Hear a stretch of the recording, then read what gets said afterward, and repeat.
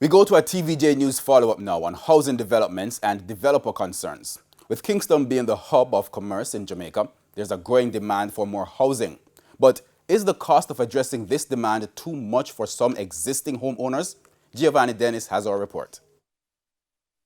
A view of Kingston so breathtaking, it's enviable, and allegedly the envy too of developers who want to acquire this property.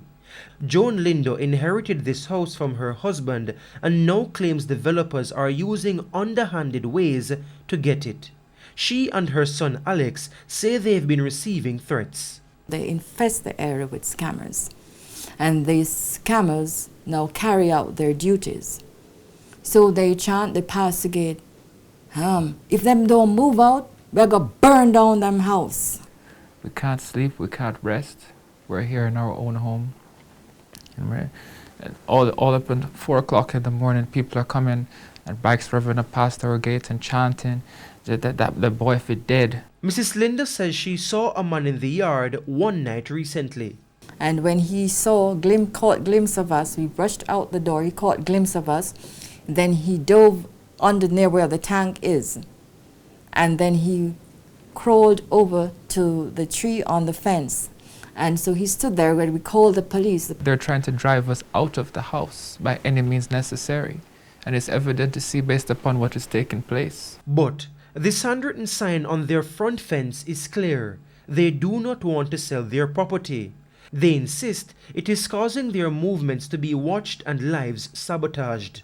I hope that Jamaicans can see the methods that are being used to drive people out of their home, and there are several unorthodox methods that these people are using to try to drive people away from their home. It is a horrible, horrible stuff that is taking place in your island. Once you own prime real estate, be careful, because these land developers are going to come after you.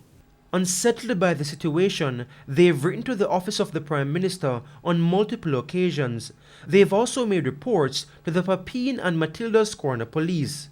Courtney Cephas, head of a group of 20 community association presidents in the corporate area, echoed those concerns. I've heard those concerns by community.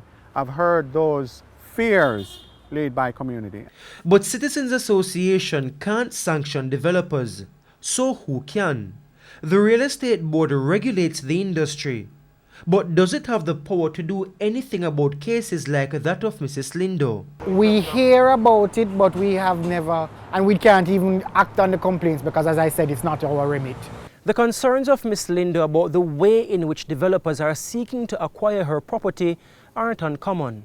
Also not uncommon are the rising number of developments, both residential and commercial, going up right across the city, with mounting questions about due process. Giovanni Dennis, TVJ News.